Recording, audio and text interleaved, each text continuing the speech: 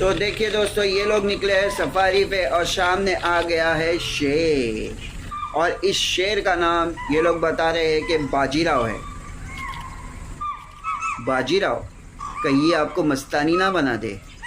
तो ऐसा होता है सफारी का सफ़र, क्या आपको भी करना है और बनना है इस बाजीराव की मस्तानी?